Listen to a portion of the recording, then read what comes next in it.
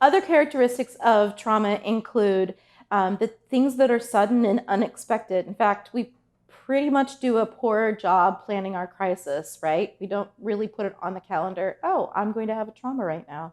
So it's caught us off guard. It's not something we were prepared for. And it definitely catches us in a time that we may not have our coping skills fully engaged. The difficulty comes that the more that we feel that there is a threat, whether that threat is actualized or not, meaning that maybe somebody threatens to hit us, but they don't actually hit us, either of those causes us to go into our downstairs brain, and it has this particular response in the body. The body doesn't actually know the difference between the two of those.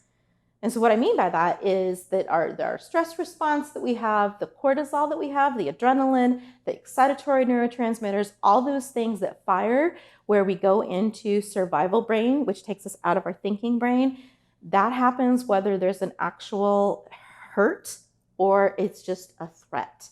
And so when we have these things that catch us off guard and our coping skills are not automatically engaged, our body just wants to be safe. Our brain just wants to be safe. And so we go into this place to get safety. And we'll talk a little bit about that later.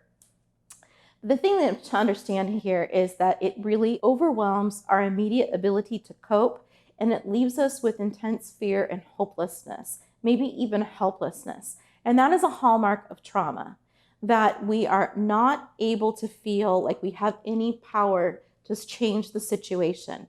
So when people are experiencing post-traumatic stress disorder, it's because that trauma continues to be part of the reality because it has not been resolved yet.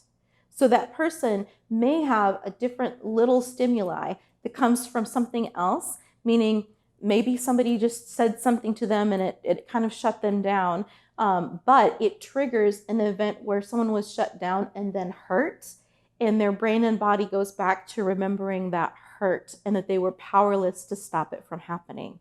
So just understanding that there is a connection between something that happens and a body's response, not that a person chooses to respond that way.